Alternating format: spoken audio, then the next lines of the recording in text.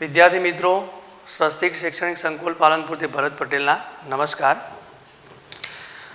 अगाउना lecture में आपणे पाठ नंबर 2 परमाणुना बंधारण में नील बोरनी जे अभिधारणाओ छे अने एने आधारे आपणे केटलाक अगत्यना एक्जाम्पलनी चर्चा करेली।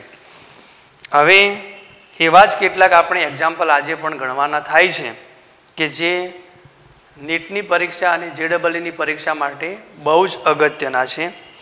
एक एक्जाम्पल आपने आ प्रमाणे आपेलो छे।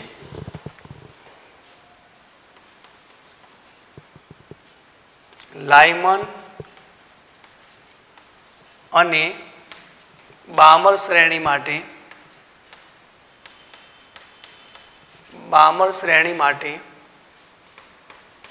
लेमड़ा मैक्सिमम नो गुणोत्तर बराबर खाली जग्या। आपने प्रश्न आपेलो छे कि जे बे श्रेणी छे, लाइमेन श्रेणी अने बामर श्रेणी, आ बंने श्रेणी माटे लेमड़ा मैक्सिमम नो गुणोत्तर केटलो हशे। खास समझी लेजो, अहींया जे बे श्रेणी आपने आपेली छे लाइमेन अने बामर, तो अगाऊ आपने समझावेलुं छे कि लेमड़ा मैक्सिमम कोने कहेवाय। जे प्रथम रेखा होय छे ते लॉन्गेस्ट रेखा छे। तो लाइमेन श्रेणी में जे प्रथम रेखा छे, बीजी कक्षामांथी प्रथम कक्षा में इलेक्ट्रॉन संक्रमण पामे ते लॉन्गेस्ट रेखा छे अने एना माटे आपणे लेमड़ा मैक्सिमम कहीए छीए। तो आपणे सौ प्रथम लाइमेन श्रेणी माटे जोईए। लाइमेन श्रेणी माटे लेमड़ा मैक्सिमम एटले के इलेक्ट्रॉन बीजी कक्षामांथी प्रथम कक्षा में संक्रमण पामे छे तो आपणे लेमड़ा मैक्सिमम मळशे। हवे ते लेमड़ा मैक्सिमम शोधवा माटे आपणी पासे बे सूत्रों छे। एक भागाकार में lambda is equal to R into 1/ni² minus 1/nf², अथवा तमने बीजू सूत्र पण याद हशे, लेमड़ा इज इक्वल टू 912 भागाकार में 1 भागाकार में ni² माइनस 1 भागाकार में nf², जे मूल्य आपने एंगस्ट्रॉम में मळे छे। तमे कोईपण एक मूल्य लखी सको। दाखला तरीके 1/λ is equal to R 1/ni² minus 1/nf²। आ सूत्र में अपने ni एटले 1 थशे ने nf एटले 2 थशे। 1 नो वर्ग 1 थशे ने 2 नो वर्ग 4 थशे। तो 1 भागाकार में lambda is equal to R, अहींया 4 थशे, 4 माइनस 1 एटले 3, 3 भागाकार में 4 थशे। आ लाइमेन श्रेणी माटे लेमड़ा मैक्सिमम नु मूल्य थयुं। 1 भागाकार में lambda is equal to R, 1 नो वर्ग 1 थशे ने 2 नो वर्ग 4 थशे। 4 माइनस 1 एटले 3 थशे ने 1 गुणाकार में 4 एटले 4 थशे। तो मूल्य मळ्युं छे आपणने आर गुणाकार में 3 भागाकार में 4 एटले लेमड़ा नु मूल्य केटलुं थशे? तो लेमड़ा इज इक्वल टू 4 भागाकार में 3r। आ मूल्य आपणने लाइमेन श्रेणी माटे मळ्युं छे 4 भागाकार में 3r। तो हवे ए ज रीते आपणे बामर श्रेणी माटे विचार करीए तो एमां लेमड़ा मैक्सिमम केटलो थाय छे? बामर श्रेणी माटे, बामर श्रेणी माटे लेमड़ा मैक्सिमम जे लॉन्गेस्ट रेखा छे आज सूत्र आवशे 1 भागाकार में lambda is equal to ni²। पण बामर श्रेणी माटे लेमड़ा मैक्सिमम जेम अहींया बीजी कक्षामांथी प्रथम कक्षा में संक्रमण पामे छे, तो बामर श्रेणी माटे आपणे शुं कही सकीए? त्रीजी कक्षामांथी इलेक्ट्रॉन बीजी कक्षा में संक्रमण पामे छे। एटले 1/λ ni² एटले 2 नो वर्ग 4 थशे, 3 नो वर्ग 9 थशे, एटले 9 माइनस 4 थशे। अहींया 4 गुणाकार में 9 थशे। तो मूल्य मळशे आर 2 નો વર્ગ 4, 3 નો વર્ગ 9, 9 - 4 એટલે 5, અને 4 ગુણાકારમાં 9 એટલે 36 થશે. એટલે લેમ્ડાનું મૂલ્ય થશે lambda is equal two 36 ભાગાકારમાં 5r. આ મૂલ્ય આપણને 12 શ્રેણી માટે લેમ્ડા મેક્સિમમ છે. એક મૂલ્ય આપણને આ મળ્યું છે, બીજું મૂલ્ય આપણને આ મળ્યું છે. પ્રશ્ન આપણો એમ છે કે લેમ્ડા મેક્સિમમનો ગુણોત્તર શોધો.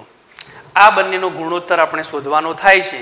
દાખલા તરીકે આપણે આને લેમ્ડા 1 કહીએ અને આ લેમ્ડા 2 છે.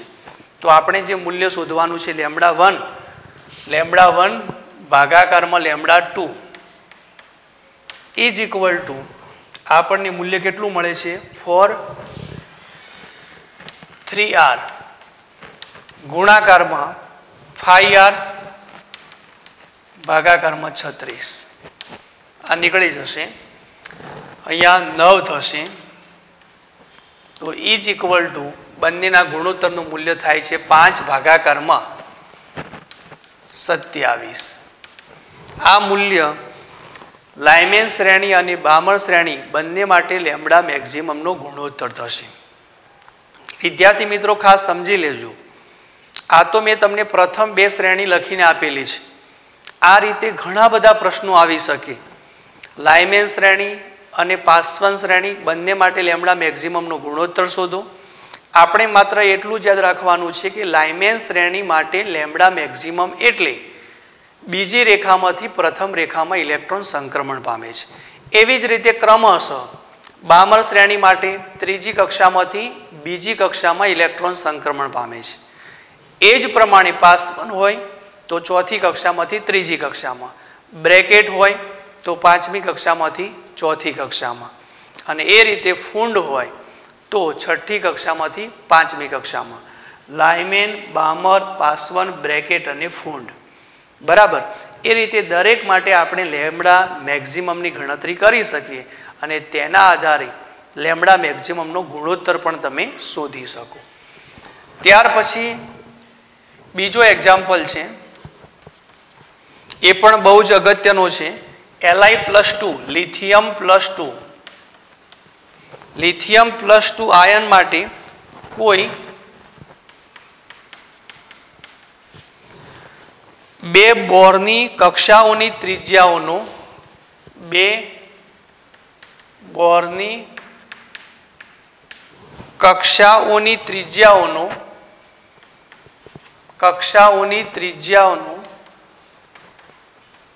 ત્રિજ્યાઓનો ગુણોત્તર આપણને આપેલો છે 1:9. તો તે 2 કક્ષાઓ કઈ છે?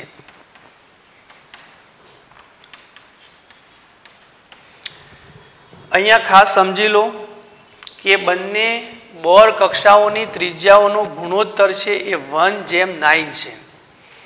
એટલે આપણને R1 અને R2 આ બંનેના ગુણોત્તરનું મૂલ્ય આપણને આપેલું છે 1:9. R1 ભાગાકારમાં R2 ઇઝ ઇક્વલ ટુ 1/9 થશે. બોર કક્ષાઓની ત્રિજ્યા માટેનું સૂત્ર આપણે જાણીએ છીએ કે R1 અથવા R is equal two R0 ગુણાકારમાં n² ભાગાકારમાં z. તો આપણે એ જ સૂત્રનો ઉપયોગ કરવાનો છે. R1 is equal two R0 ગુણાકારમાં n² ભાગાકારમાં z is equal two R0 માટે આપણે 0.529 બરાબર એંગસ્ટ્રોમ માટે લખીએ છીએ, પણ અચળાંકનું મૂલ્ય લખવાની જરૂર નથી. R² ગુણાકારમાં n² ભાગાકારમાં z. અહીંયા આપણને લિથિયમ પરમાણુ આપેલો છે, તો એનો પરમાણુ ક્રમાંક બંને માટે સરખો થશે અને જે કક્ષાનો નંબર છે તે આપણે શોધવાનો છે. એટલે આપણે લખીએ છીએ n1² ભાગાકારમાં z. હાઇડ્રોજન, હિલિયમ અને લિથિયમ છે, તો તેનો પરમાણુ ક્રમાંક કેટલો થશે? 3. R1 ની જેમ R2 is equal two R0 ગુણાકારમાં n2² ભાગાકારમાં z. તો ઇઝ ઇક્વલ ટુ R² ગુણાકારમાં n2² ભાગાકારમાં પરમાણુ લિથિયમ છે એટલે પરમાણુ ક્રમાંક તેનો 3 જ થશે.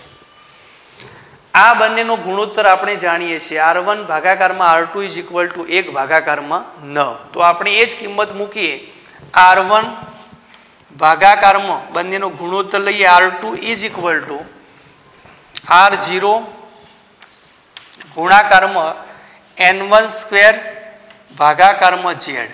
ફરીથી ભાગાકારમાં R0 ગુણાકારમાં N2 સ્ક્વેર ભાગાકારમાં Z બરાબર 3 લખેલા છે એટલે અહીંયા R0 નીકળી જશે, 3 પણ નીકળી જશે. R1 ભાગાકારમાં R2 નો જવાબ આપણને ખબર છે 1 ભાગાકારમાં 9 ઇઝ ઇક્વલ ટુ 1 ભાગાકારમાં 9, જે આપણે ઉપરના ગુણોત્તર ઉપરથી કહી શકીએ કે R1 ભાગાકારમાં R2 ઇઝ ઇક્વલ ટુ 1 ભાગાકારમાં 9. તો is equal to N1 square ભાગાકારમાં is equal to N1 square ભાગાકારમાં N2 સ્ક્વેર થશે. કક્ષાઓનો આપણે નંબર શોધવો છે. N1 સ્ક્વેર ભાગાકારમાં N2 square is equal to 1 ભાગાકારમાં 9 થશે. તો અહીંયા N1 ભાગાકારમાં N2 લખીએ તો આનું વર્ગમૂળ શોધવાનું થાય. 1 નું વર્ગમૂળ 1 છે અને 9 નું વર્ગમૂળ 3 છે. તો N1 ભાગાકારમાં N2 is equal to N1 ભાગાકારમાં N2 is equal to 1 ભાગાકારમાં 3 થશે. એટલે આનો અર્થ એમ થાય કે N1 ઇઝ ઇક્વલ ટુ પ્રથમ જે કક્ષા છે તે પ્રથમ છે અને બીજી જે કક્ષા છે તે 3 નંબરની કક્ષા છે. આ બંને કક્ષાઓ આપણે શોધી શકીએ. આપણે એ જ શોધવાનું હતું કે આ કઈ બે કક્ષાઓ છે કે જેની ત્રિજ્યાઓનો ગુણોત્તર 1:9 થાય. તો અહીંયા આપણે બંને કક્ષાઓ શોધી છે બરાબર, પ્રથમ કક્ષા અને ત્રીજી કક્ષા. એટલે આ રીતે બંને કક્ષાઓ આપણે શોધી શકીએ. તો આ રીતે વિદ્યાર્થી મિત્રો નેલ બોરની જે અભિધારણાઓ છે તેમાં ખાસ બોર કક્ષાની ત્રિજ્યા, ઇલેક્ટ્રોનનો વેગ, માન્ય કક્ષામાં રહેલા ઇલેક્ટ્રોનની ઉર્જા કેટલી છે, એક કક્ષામાંથી બીજી કક્ષામાં ઇલેક્ટ્રોન સંક્રમણ પામે ત્યારે તેમની ઉર્જામાં કેટલો તફાવત થાય છે, આ બધા જ જે સૂત્રો છે એ આપણા માટે પરીક્ષા માટે બહુ જ અગત્યના છે અને તેની આપણે મોટાભાગની જે સમજૂતી છે એ આપણે અહીંયા નેલ બોરની જે અભિધારણાઓ છે તેના આધારે આપણે કેટલાક એક્ઝામ્પલ સમજવાનો પણ પ્રયત્ન કર્યો છે. હવે ત્યાર પછીનો પ્રશ્ન એ છે નેલ બોરની પરમાણુ જે નમૂનો આપેલો છે તેની મર્યાદાઓ. નેલ બોરના પરમાણુ નમૂનાની મર્યાદાઓ.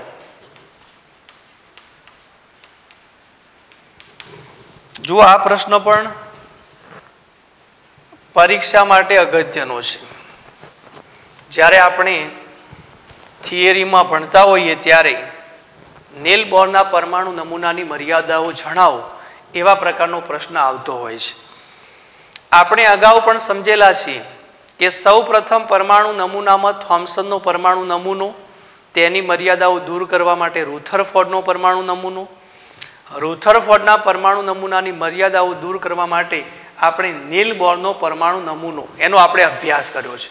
એટલે નેલ બોરના પરમાણુ નમૂનાને આધારે આપણે એમ કહી શકીએ ઉપયોગિતામાં, મર્યાદાઓ પછી સમજીએ કે નેલ બોરના પરમાણુ નમૂનાને આધારે રુથરફોર્ડના પરમાણુ નમૂનાના સુધારા તરીકે તેને ઓળખી શકાય. રુથરફોર્ડના પરમાણુ નમૂનાના સુધારા તરીકે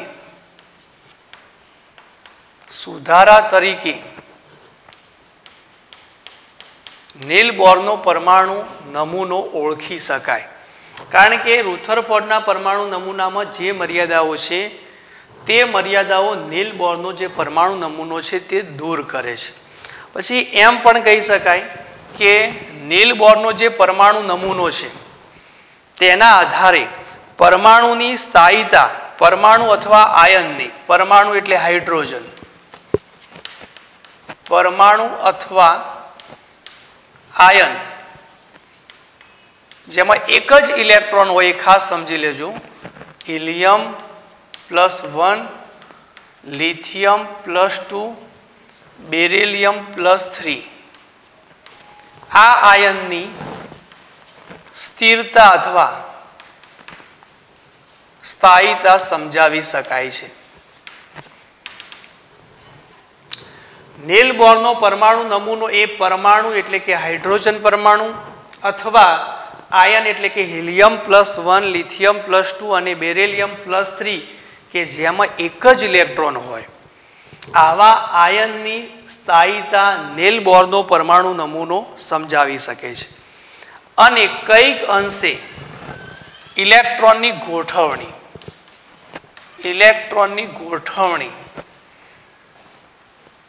ગોઠવણી કઈક અંશે આ નમૂનો સમજાવી શકે છે. આ ત્રણ બાબતો એ નીલ બોરના પરમાણુ નમૂનાની ઉપયોગિતા છે. પરંતુ નીલ બોરના પરમાણુ નમૂનામાં કેટલીક મર્યાદાઓ જોવા મળે છે. પરીક્ષામાં આપણે મર્યાદાઓ લખવાની છે એટલે કઈ કઈ મર્યાદાઓ છે તે આપણે સમજીએ. પ્રથમ મર્યાદા એ છે કે જ્યારે હાઇડ્રોજન પરમાણુનો આપણે વર્ણપટ દોરતા હોઈએ ત્યારે વર્ણપટમાં મળતી રેખાઓ એકબીજાની નજીક હોય, પાસે હોય. જેને આપણે બે રેખાઓ પાસે હોય તો ડબલેટ કહીએ છીએ, ત્રણ રેખાઓ પાસે હોય તો આપણે એને ટ્રિપલેટ કહીએ છીએ. તો આ ડબલેટ અને ટ્રિપલેટ એટલે વર્ણપટમાં પાસેની રેખાઓ હોય તો તેની સમજૂતી નીલ બોરના પરમાણુ નમૂનાને આધારે આપી શકાતી નથી. એટલે ડબલેટ એટલે વર્ણપટમાં પાસેની બે રેખાઓ, ડબલેટની સમજૂતી આપી શકતો નથી.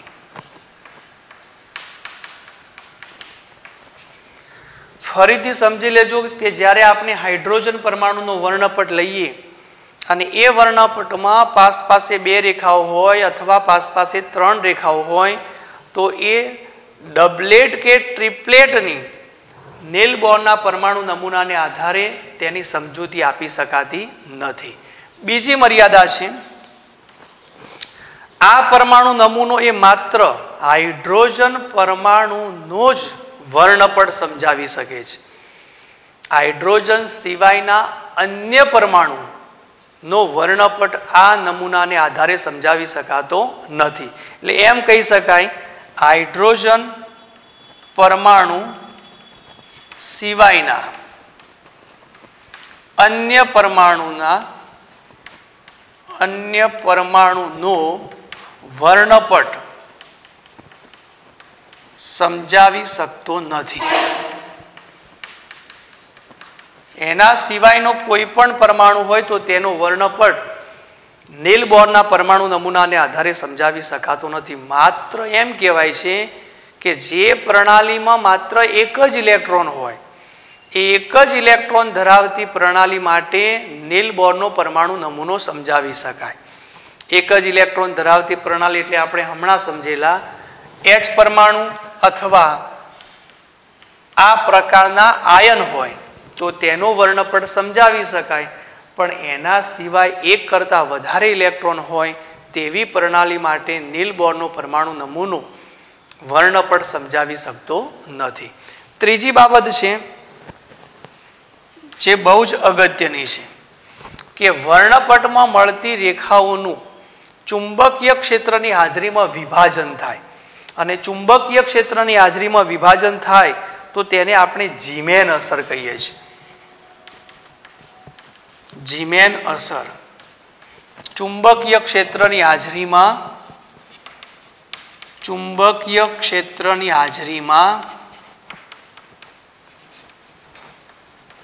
વર્ણપટમાં જે રેખાઓ મળે છે એ રેખાઓનું વિભાજન. આ પણ પરીક્ષા માટે બહુ જ અગત્યની બાબત છે. ચુંબકીય ક્ષેત્રની હાજરીમાં વર્ણપટની રેખાઓનું વિભાજન થાય તેને જીમેન અસર કહીએ છીએ. આ અસર પણ આ નમૂના વડે સમજાવી શકાતી નથી. અને બીજી અસર પણ છે સ્ટાર્ક અસર.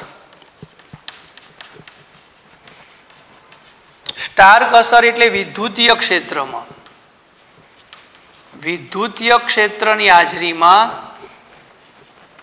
વર્ણપટની જે રેખાઓ છે તે રેખાઓનું વિભાજન, રેખાઓનું વિભાજન.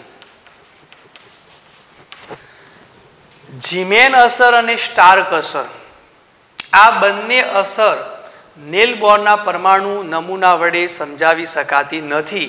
ઝીમેન અસર અને સ્ટાર્ક અસર સમજાવી શકતો નથી.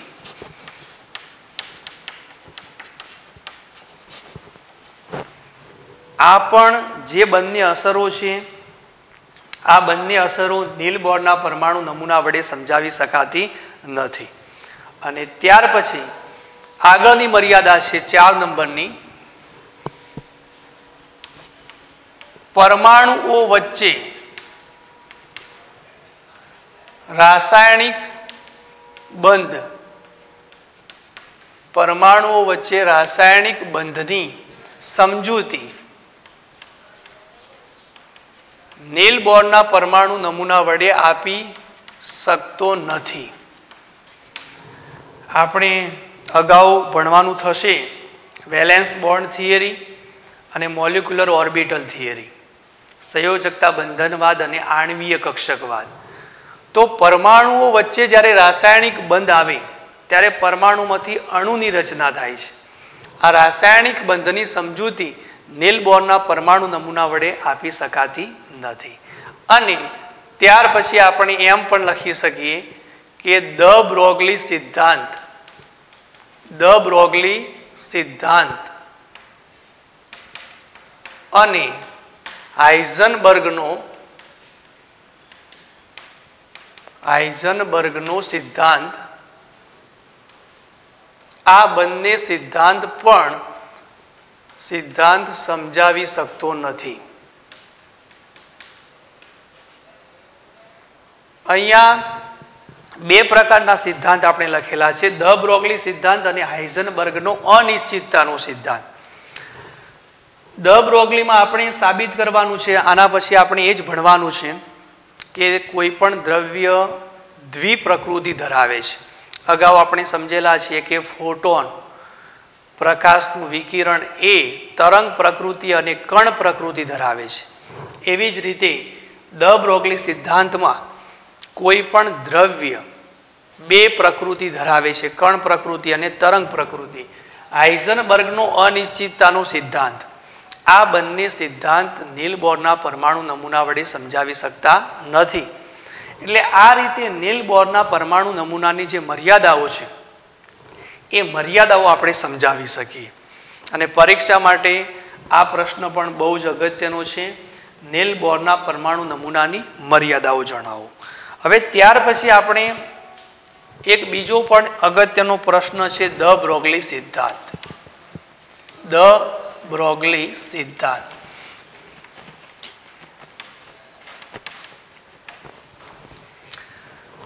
દ બ્રોગલી સિદ્ધાંતમાં સૌપ્રથમ ઈસવીસન 1924માં દ બ્રોગલી નામના વૈજ્ઞાનિકે જણાવ્યું કે વિકિરણને જેમ બે પ્રકૃતિ છે, ફોટોન જેને આપણે કહીએ છીએ વિકિરણ, વિકિરણ એ કણ પ્રકૃતિ અને તરંગ પ્રકૃતિ ધરાવે છે. એવી જ રીતે કોઈ પણ ગતિશીલ કણ, ગતિશીલ સૂક્ષ્મ કણ, ગતિશીલ કણ પણ કણ પ્રકૃતિ અને તરંગ પ્રકૃતિ ધરાવે છે. આ સિદ્ધાંતને દ બ્રોગલી સિદ્ધાંત કહીએ છીએ. દ બ્રોગલીએ કહેલું કે જેમ પ્રકાશનું વિકિરણ જેને આપણે ફોટોન કહીએ છીએ તે કણ પ્રકૃતિ અને તરંગ પ્રકૃતિ બંને પ્રકૃતિ ધરાવે છે, તેવી જ રીતે કોઈ પણ ગતિશીલ સૂક્ષ્મ કણ એટલે કે ઇલેક્ટ્રોન જેવા કણ કણ પ્રકૃતિ અને તરંગ પ્રકૃતિ ધરાવતા હોવા જોઈએ. એટલે સિદ્ધાંતમાં આપણે લખી શકીએ કે અતિ સૂક્ષ્મ ગતિશીલ કણ કણ પ્રકૃતિ અને તરંગ પ્રકૃતિ ધરાવે છે, જેને દ બ્રોગલી સિદ્ધાંત કહેવામાં આવે છે. હવે અહીંયા આવા કણોની તરંગ લંબાઈ દર્શાવવા માટે દ બ્રોગલીએ સૂત્ર આપ્યું છે અને એ સૂત્ર આપણે સમજવું છે. તો એના માટે આપણે એમ કહીએ છીએ કે મેક્સ પ્લાન્ક થિયરી અનુસાર આપણે લખીએ છીએ E બરાબર h ન્યુ. આ મેક્સ પ્લાન્કની થિયરી છે અને આઇન્સ્ટાઈનની થિયરી છે E બરાબર cp, Einstein theory.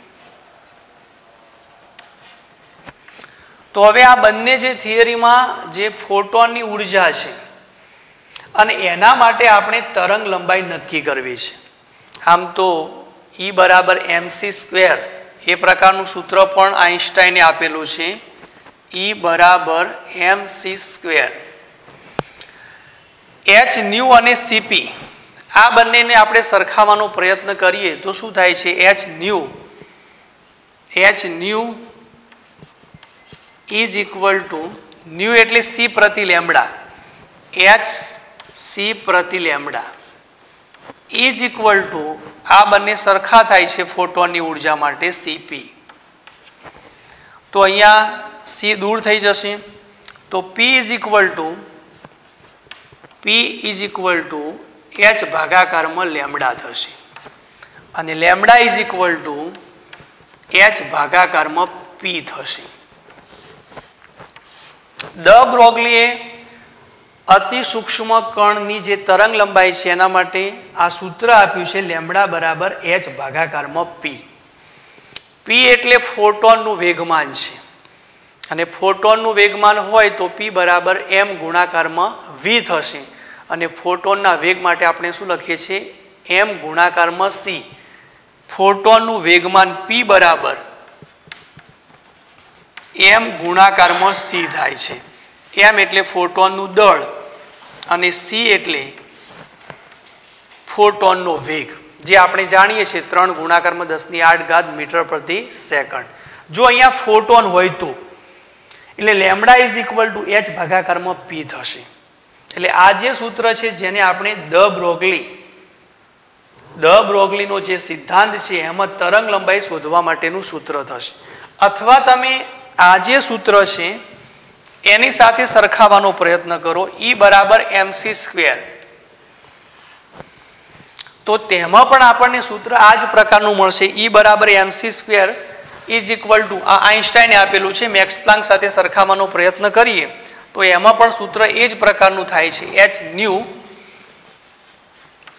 New is equal two hc પ્રતિ લેમ્ડા, hc પ્રતિ lambda is equal two mc². એક c નીકળી જશે બરાબર. તો લેમ્ડા અહીંયા આવી જશે તો લેમ્ડા ઇઝ ઇક્વલ ટુ માટે lambda is equal to h ભાગાકારમાં mc, h ભાગાકારમાં mc. અને આ જે સૂત્ર મળ્યું છે તેમાં પણ લેમ્ડા બરાબર h ભાગાકારમાં mc અને લેમ્ડા બરાબર h ભાગાકારમાં p. કારણ કે p એટલે શું થાય છે? m ગુણાકારમાં c. એટલે અહીંયા h એટલે પ્લાન્ક અચળાંક છે 6.626 ગુણાકારમાં 10⁻34 જૂલ ઇન્ટુ સેકન્ડ. m એટલે આપણે ફોટોનનું દળ લખીએ છીએ અને c એટલે પ્રકાશનો વેગ. પણ જો તેના બદલે ફોટોનને બદલે કોઈ અતિ સૂક્ષ્મ ગતિશીલ કણ દાખલા તરીકે ઇલેક્ટ્રોન હોય તો અહીંયા c ને બદલે આપણે ઇલેક્ટ્રોનનો વેગ લખીએ છીએ અને m બરાબર ઇલેક્ટ્રોનનું દળ લખીએ છીએ. એટલે આ જે સૂત્ર છે તે આપણે દ બ્રોગલી સિદ્ધાંત માટે લાગુ કરીએ. આ તો ફોટોન માટે આપણે લખ્યું છે પણ અન્ય ગતિશીલ કણ માટે લખીએ તો તેમાં કેવા પ્રકારનું સૂત્ર મળે છે તે આપણે જોઈએ. દ બ્રોગલી સિદ્ધાંત માટે ફોટોન માટે સૂત્ર થાય છે લેમ્ડા બરાબર h ભાગાકારમાં mc. ઇલેક્ટ્રોન અને અન્ય ગતિશીલ કણો માટે આપણે લખીએ. ઇલેક્ટ્રોન અને અન્ય ફોટોન સિવાયના ગતિશીલ કણ માટે, ફોટોન સિવાયના અન્ય ગતિશીલ કણ માટે, અન્ય ગતિશીલ કણ માટે તો લેમડા ઇઝ ઇક્વલ ટુ સૂત્ર મળે છે h ભાગાકારમાં p is equal to h ભાગાકારમાં mv. કારણ કે ફોટોનનું વેગમાન એટલે દળ ગુણાકારમાં વેગ. દળ અને વેગના ગુણનફળને આપણે વેગમાન તરીકે ઓળખીએ છીએ. તો આ જે સૂત્ર છે તેના આધારે આપણે ગતિશીલ કણ એટલે કે ઇલેક્ટ્રોન જેવા જે ગતિશીલ કણ છે તેની તરંગ લંબાઈ શોધી શકીએ. અને આ સમીકરણને આપણે ડ બ્રોગલી સમીકરણ તરીકે ઓળખીએ છીએ. આ પણ પરીક્ષા માટે કે એક્ઝામ્પલ ગણવા માટે આ સૂત્ર પણ અગત્યનું છે. હવે ફોટોનનું જે દળ છે એ વધારે હોય. આમ તો ઇલેક્ટ્રોન જેવા અતિ સૂક્ષ્મ ગતિશીલ કણ માટે આપણે આ ડ બ્રોગલી સિદ્ધાંત લાગુ કરીએ છીએ. પણ દાખલા તરીકે ફોટોન સિવાયના જે કણ આપેલા હોય કે જેમનું દળ વધારે હોય, તો દળ વધારે હશે તો શું થશે? જેમ m વધે તો તેના આધારે આપણે શું કહી શકીએ? m વધે, દળ વધે તો તરંગ લંબાઈ લેમ્ડા ઘટે. અને દળ વધારે હોય તો લેમ્ડા ખૂબ જ ઓછો આવે, અતિ સૂક્ષ્મ. અને લેમ્ડાનું મૂલ્ય નાનું હોય, લેમ્ડા નાનો હોય તો પ્રાયોગિક રીતે તેને માપી શકાતો નથી.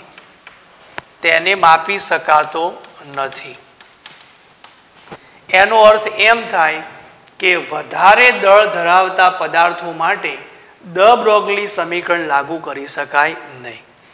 જેમનું દળ મોટું છે અને એવા ગતિશીલ કણ માટે ડ બ્રોગલી સિદ્ધાંત લાગુ કરી શકાય નહીં. તો ખાસ સમજી લેજો, અતિ સૂક્ષ્મ ગતિશીલ કણ એટલે કે ઇલેક્ટ્રોન જેવા કણો અને તે ગતિમાં હોય તો તેમના માટે ડ બ્રોગલી સિદ્ધાંત લાગુ કરી શકાય અને તેમની તરંગ લંબાઈ નક્કી કરી શકાય. પરંતુ વધુ દળ ધરાવતું, દાખલા તરીકે ઉડતું વિમાન છે, ગતિ કરતી પૃથ્વી છે, દોડતો માણસ અથવા દોડતી ટ્રેન, આ બધા માટે ડ બ્રોગલી સિદ્ધાંત લાગુ કરી શકાતો નથી. આ પણ થિયરીમાં ખાસ સમજી લેજો કે જેનું દળ વધારે છે, ગતિ કરતો માટીનો કણ એનું દળ પણ વધારે છે, ગતિ કરતો દડો, ઉડતું વિમાન, ઉડતું પંખી, દોડતી ટ્રેન, ગતિ કરતી પૃથ્વી, આ બધા માટે ડ બ્રોગલી સિદ્ધાંત લાગુ કરી શકાય નહીં. જેનું દળ નાનું છે અને એટલા માટે આપણે કહીએ છીએ કે અતિ સૂક્ષ્મ ગતિશીલ કણ, ઇલેક્ટ્રોન જેવા અતિ સૂક્ષ્મ ગતિશીલ કણ છે એની તરંગ લંબાઈ શોધવા માટે ડ બ્રોગલી સિદ્ધાંત લાગુ કરી શકાય છે. વધુ વજન ધરાવતા જે ગતિશીલ કણ છે એના માટે ડ બ્રોગલી સમીકરણ લાગુ કરી શકાતું નથી. હવે અહીંયા જે ડ બ્રોગલી સિદ્ધાંતમાં આપણે જે આ તરંગ લંબાઈ નક્કી કરીએ છીએ અને એના માટેનું જે સૂત્ર છે એનો ઉપયોગ આપણે અહીંયા કહ્યું કે ઇલેક્ટ્રોન બે પ્રકૃતિ ધરાવે છે. કોઈ પણ દ્રવ્ય, અહીંયા આપણા માટે આ મહત્વનું છે કે કોઈ પણ દ્રવ્ય દ્વૈત વર્તણૂક ધરાવે છે, દ્વૈત સ્વભાવ ધરાવે છે. દ્વૈત સ્વભાવ એટલે કણ પ્રકૃતિ અને તરંગ પ્રકૃતિ. ફોટોન તો ધરાવે છે પણ સાથે સાથે કોઈ પણ દ્રવ્ય છે એ પણ કણ પ્રકૃતિ અને તરંગ પ્રકૃતિ ધરાવે છે. તો અહીંયા ઇલેક્ટ્રોન તરંગ પ્રકૃતિ ધરાવે છે અને એનો ઉપયોગ આપણે કઈ જગ્યા ઉપર કરીએ છીએ? તો તમે અગાઉ આ શબ્દ સાંભળ્યો હશે, સાદા સૂક્ષ્મદર્શક યંત્ર. સાદું સૂક્ષ્મદર્શક યંત્ર જેમાં પ્રકાશની તરંગ પ્રકૃતિ ને કારણે આ સાદા સૂક્ષ્મદર્શક યંત્રમાં પ્રકાશની તરંગ પ્રકૃતિનો સિદ્ધાંત જળવાય છે. અને એટલા માટે આપણે વસ્તુને આપણે સ્લાઇડ દ્વારા જોવાનો પ્રયત્ન કરીએ તો આપણને મોટી દેખાય છે. એ સાદા સૂક્ષ્મદર્શક યંત્રનો ઉપયોગ તમે જીવ વિજ્ઞાનમાં આપણે બાયોલોજી લેબમાં કરવાનું થશે એમ. પણ એવી જ રીતે એક ઇલેક્ટ્રોન માઇક્રોસ્કોપ આવે છે. Electron microscope, electron microscope. અને ઇલેક્ટ્રોન માઇક્રોસ્કોપમાં ઇલેક્ટ્રોનની તરંગ પ્રકૃતિને આભારી છે. સાદું સૂક્ષ્મદર્શક યંત્ર એ પ્રકાશની તરંગ પ્રકૃતિને આભારી છે, જ્યારે ઇલેક્ટ્રોન માઇક્રોસ્કોપ એ ઇલેક્ટ્રોનની તરંગ પ્રકૃતિને આભારી છે. અને આ જે બાબત છે તેના આધારે તો ઇલેક્ટ્રોન માઇક્રોસ્કોપ વડે કોઈ પણ વસ્તુને 150 લાખ ગણી અથવા 150 લાખ તેનું આવર્તન મેળવી શકાય છે. એટલે એટલું મોટું જો બનાવવું હોય તો ઇલેક્ટ્રોન માઇક્રોસ્કોપ વડે આપણે તે વસ્તુને એટલી મોટી બતાવી શકીએ છીએ. અને તેમાં ઇલેક્ટ્રોનની તરંગ પ્રકૃતિ છે એનો ઉપયોગ થાય છે.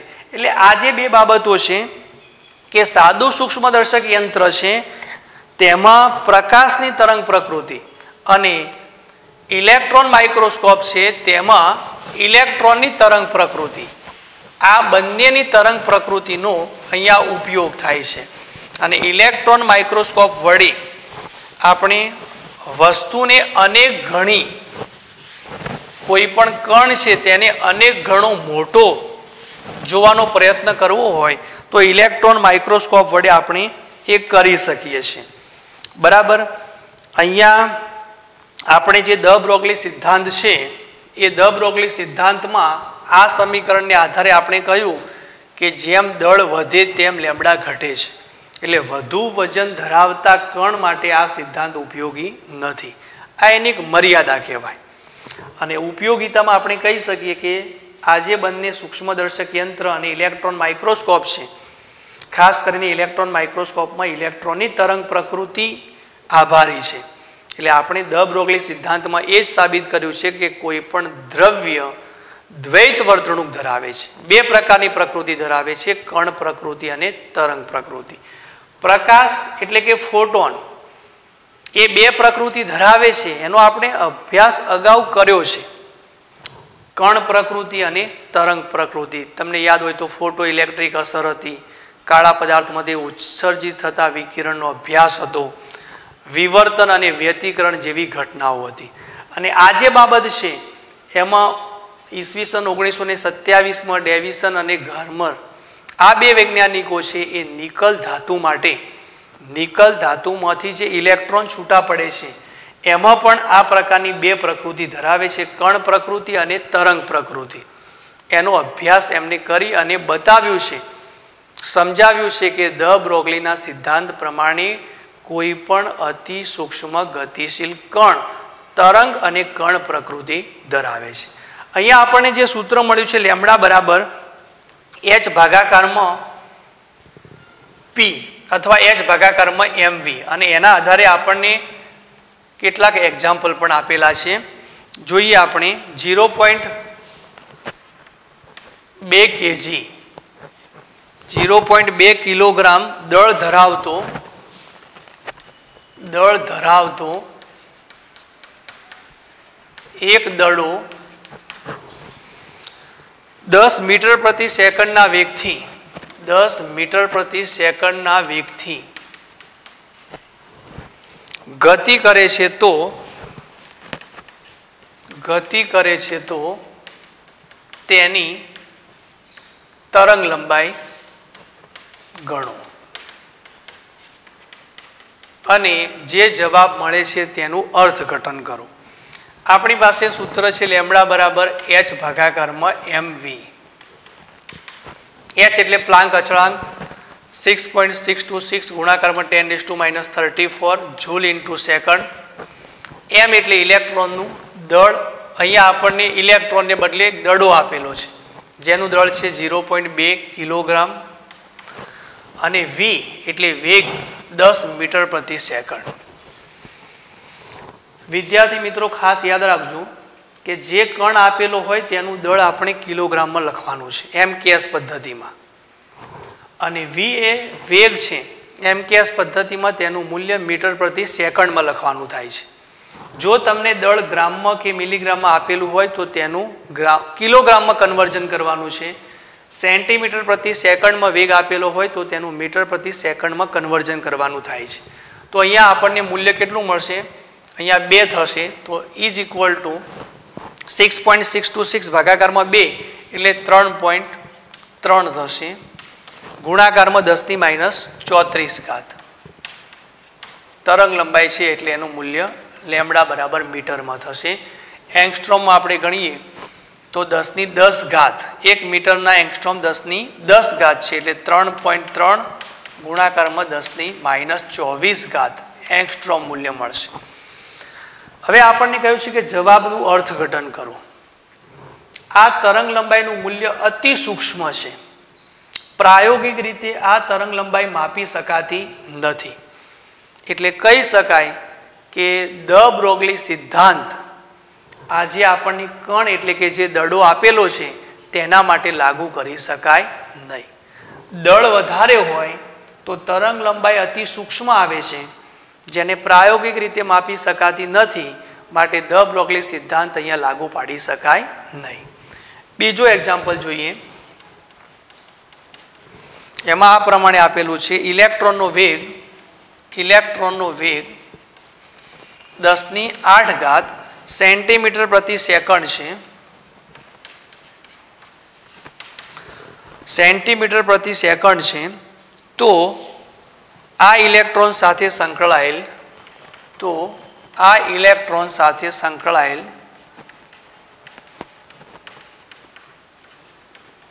તરંગ લંબાઈ ગણો. ઇલેક્ટ્રોનનો વેગ આપેલો છે, દળ આપણે જાણીએ છીએ. તો સૂત્ર lambda is equal to h ભાગાકારમાં mv ઇઝ ઇક્વલ ટુ 6.626 ગુણાકારમાં 10⁻34 ભાગાકારમાં ઇલેક્ટ્રોનનું દળ 9.109 ગુણાકારમાં 10⁻31 કિલોગ્રામ ગુણાકારમાં વેગ 10⁸ સેન્ટીમીટર પ્રતિ સેકન્ડ. આપણે મીટર પ્રતિ સેકન્ડમાં લખવાનું છે એટલે સેન્ટીમીટરના મીટર કેટલા થશે? 1 સેન્ટીમીટર ઇઝ ઇક્વલ ટુ 10⁻². એટલે 10⁸ ગુણાકારમાં 10⁻². એટલે જવાબ મળશે આપણને 10⁶ મીટર પ્રતિ સેકન્ડ ઇઝ ઇક્વલ ટુ સાદુરૂપ આપો તો એનું મૂલ્ય થાય છે 0.725 ગુણાકારમાં 10⁻31 ઉપર જશે એટલે પ્લસ થશે. એટલે 10⁻³ આ ઉપર જશે એટલે -6 થશે. એટલે 10⁻⁹ થશે. ઇઝ ઇક્વલ ટુ 7.25 ગુણાકારમાં 10 આના કરતાં મૂલ્ય મોટું છે એટલે મૂલ્ય આ નાનું થશે. નાનું એટલે 10⁻10 મીટર. 7.25 ગુણાકારમાં 10⁻10. 1 મીટર બરાબર કેટલા એંગસ્ટ્રોમ છે? 10⁻10. તો અહીંયા આપણે એંગસ્ટ્રોમમાં ફેરવવાનો પ્રયત્ન કરીએ તો lambda is equal two 7.25 angstrom જવાબ થશે. અને આ જે તરંગ લંબાઈ છે તે તરંગ લંબાઈ આપણે માપી શકીએ છીએ. એટલે કહ્યું ને કે અતિ સૂક્ષ્મ ગતિશીલ કણ હોય તો તેની તરંગ લંબાઈ તમે શોધી શકો છો. તેના માટે દ બ્રોગલી સિદ્ધાંત લાગુ કરી શકાય છે. તો આ રીતે ઇલેક્ટ્રોનની તરંગ લંબાઈ આપણે મેળવી શકીએ. ત્યાર પછી આપણને બીજો એક્ઝામ્પલ આપેલો છે કે જેમાં આપણે તરંગ લંબાઈ લેમ્ડા બરાબર h ભાગાકારમાં mv એ જે સૂત્ર છે એનો ઉપયોગ કરી અને ફોટોનનું દળ શોધવાનું છે. Lambda is equal two 3.6 angstrom તરંગ લંબાઈ ધરાવતા ફોટોનનું દળ ગણો. તરંગ લંબાઈ આપેલી છે અને આપણે દળ શોધવાનું છે. સૂત્ર તો એ જ છે, lambda is equal to h ભાગાકારમાં mv. માટે m is equal to h ભાગાકારમાં લેમ્ડા ગુણાકારમાં v. તો અહીંયા પ્લાન્ક અચળાંક તરંગ લંબાઈ આપેલી છે, વેગ આપણે ફોટોનનો જાણીએ છીએ, ઇઝ ઇક્વલ ટુ 6.626 ગુણાકારમાં 10⁻34. પ્લાન્ક અચળાંક લેમ્ડા એટલે તરંગ લંબાઈ 3.6 એંગસ્ટ્રોમ છે, એટલે 3.6 ગુણાકારમાં મીટરમાં 10⁻10 થશે. અને વેગ ફોટોન છે, ફોટોન એટલે પ્રકાશનો વેગ 3 ગુણાકારમાં 10⁸ થશે. તો ઇઝ ઇક્વલ ટુ સાદુરૂપ આપું તો 6.626 ભાગાકારમાં 3.6 ભાગાકારમાં 3, એટલે એનું મૂલ્ય થાય છે 6.133 ગુણાકારમાં 10⁻10 10⁸ એટલે 10⁻2 થશે. 10⁻2 ઉપર જશે એટલે 10⁻32 થશે. પણ હવે આપણે એક ઘાત દૂર કરી છે, બરાબર, ભાગાકાર કરીએ એટલે 0.6133 આટલું મૂલ્ય આવે છે. તો ગુણાકારમાં 10ની કેટલી ઘાત થશે? 2 ઘાત ઉપર જાય છે, 10⁻34 8 એટલે 10⁻29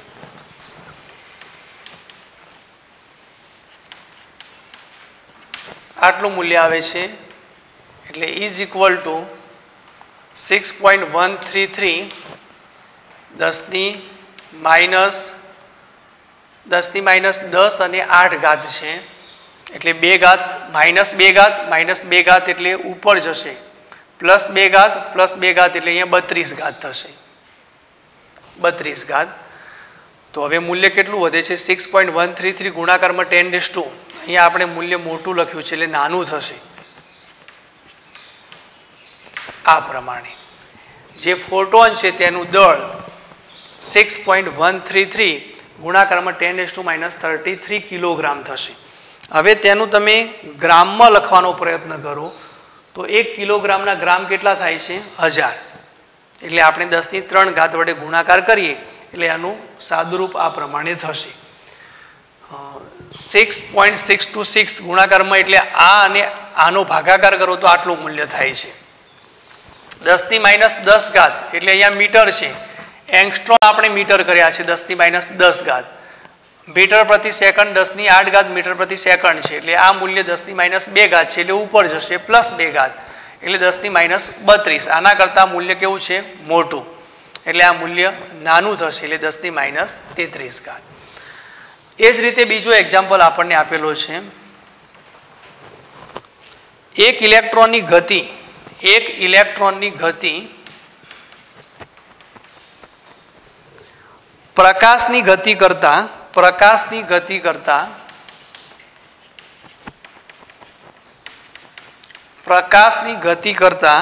1% જેટલી છે. 1% જેટલી છે. તો ઇલેક્ટ્રોન સાથે સંકળાયેલ તરંગ લંબાઈ ગણો.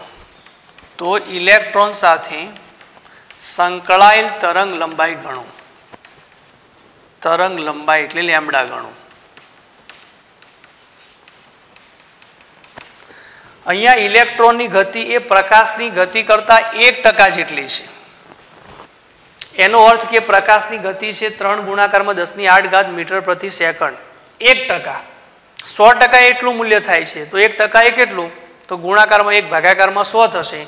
તો સૌ પ્રથમ આપણે ઇલેક્ટ્રોનની ગતિ ઇઝ ઇક્વલ ટુ પ્રકાશની ગતિ ગુણાકારમાં 1 ભાગાકારમાં 100, એટલે 3 ગુણાકારમાં 10⁸ ગુણાકારમાં 1 ભાગાકારમાં થશે 100 ઇઝ ઇક્વલ ટુ 3 ગુણાકારમાં 10⁶ થશે મીટર પ્રતિ સેકન્ડ.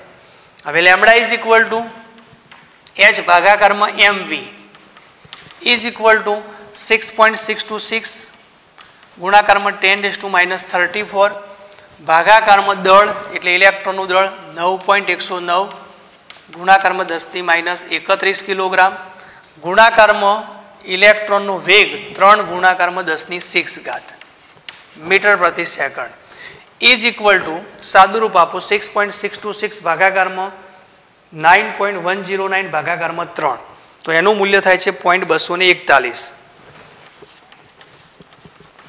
10 - 31 અને 6 એટલે 25 ઘાત થશે, ઉપર +25 એટલે 10 - 9 ઘાત મીટર થશે. 2.41 ગુણાકારમાં 10 - 2.41 ગુણાકારમાં 10 - -10 ઘાત મીટર થશે, અને એંગસ્ટ્રોમમાં લખો તો 2.41 થશે. લેમ્બડા ઇઝ ઇક્વલ ટુ 2.41 ગુણાકારમાં 10 - -10 ઘાત મીટર. એટલે આપણે આ રીતે ઇલેક્ટ્રોનની તરંગ લંબાઈ પણ ગણી શકીએ.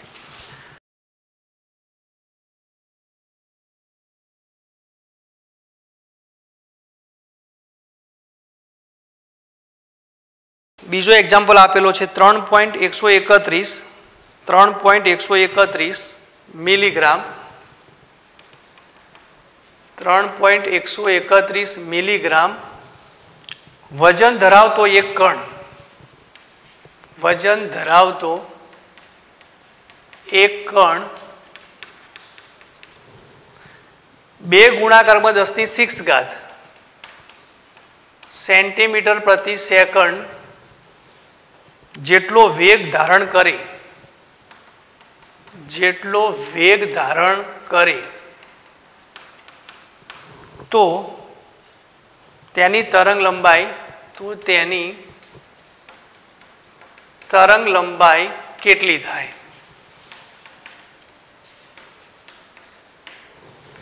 આપણને દળ આપ્યું છે 3.131 મિલીગ્રામ અને વેગ પણ આપેલો છે. તો lambda is equal to h ભાગાકારમાં mv ઇઝ ઇક્વલ ટુ 6.626 ગુણાકારમાં 10⁻⁻34 જૂલ ઇન્ટુ સેકન્ડ. દળ આપ્યું છે 3.131 મિલીગ્રામ. હવે આપણે કિલોગ્રામમાં લખવું છે, તો મિલીગ્રામ, ગ્રામ અને કિલોગ્રામ એટલે વચ્ચે 10⁻6 ઘાત આવે છે, અને મિલીગ્રામમાંથી કિલોગ્રામમાં જવું હોય તો 10⁻⁻6 થશે, ઉપર જવું છે તે. વેગ આપ્યો છે સેન્ટીમીટર પ્રતિ સેકન્ડ, એટલે મીટર કેટલા થશે? 10⁻², તો 2 ગુણાકારમાં 10⁴ ઘાત થશે. 2 ગુણાકારમાં 10⁴ ઘાત ઇઝ ઇક્વલ ટુ સાદુરૂપ આપો 3.131 ગુણાકારમાં 2 એટલે એનું મૂલ્ય આપણને મળે છે 1.053. 1.053 -6 અને 4 એટલે -2 થશે, ઉપર જશે તો +2, 10⁻32. આ આપણને મીટરમાં જવાબ મળશે. લેમ્બડા તરંગ લંબાઈ શોધવાની છે, એટલે આપણને તરંગ લંબાઈ લેમ્બડા ઇઝ ઇક્વલ ટુ 1.053 ગુણાકારમાં 10⁻32 ઘાત આટલું મૂલ્ય મળે છે. એક બીજો એક્ઝામ્પલ પણ આપણને એ રીતે આપેલો છે. કણ એ અને કણ બી ગતિમાં છે. કણ એ અને કણ બી ગતિમાં છે. કણ એ ની તરંગ લંબાઈ 5 ગુણાકારમાં 10⁻8 ઘાત મીટર છે. કણ એ ની તરંગ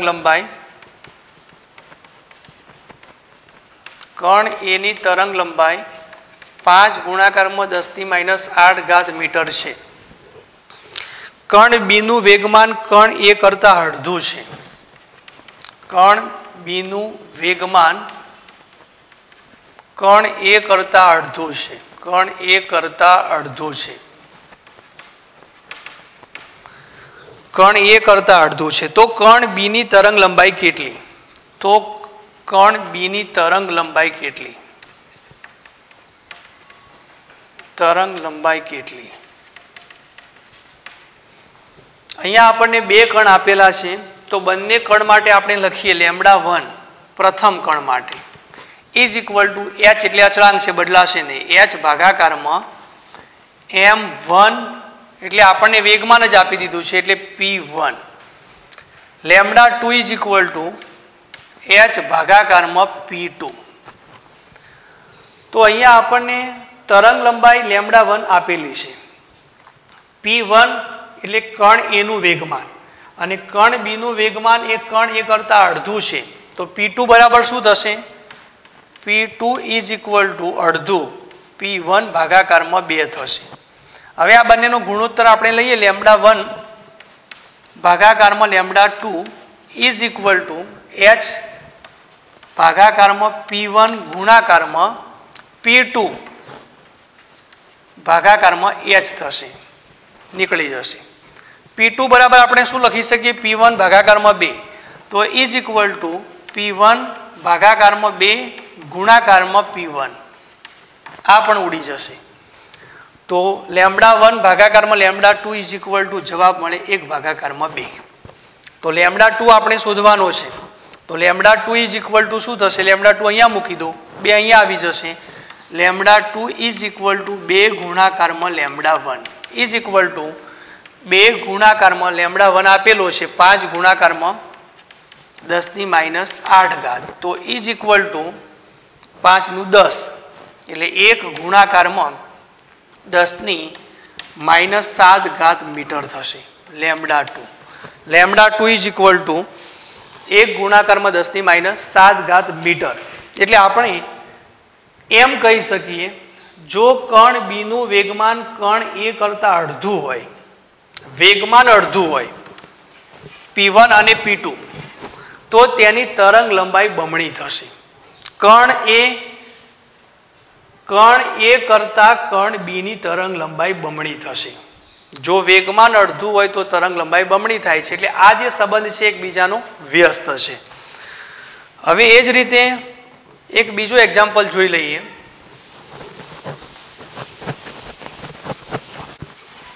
કણ એ ની તરંગ લંબાઈ 1 એંગસ્ટ્રોમ છે. કણ એ ની તરંગ લંબાઈ 1 એંગસ્ટ્રોમ છે. 1 એંગસ્ટ્રોમ છે. તો કણ એ ની સરખામણીમાં કણ બી નું દળ તથા કણ એ ની સરખામણીમાં બી નું દળ 25% અને વેગ 25% અને વેગ 75% હોય તો કણ બી ની તરંગ લંબાઈ ગણો.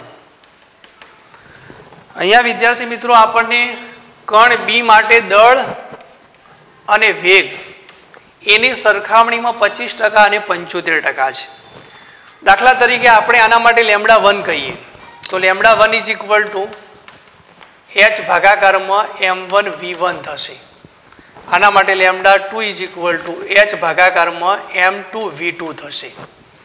પણ m2 કેટલા થશે? કણ એના દળની સરખામણીમાં 25%, બરાબર. એટલે શું લખાય? 0.25 ગુણાકારમાં m1.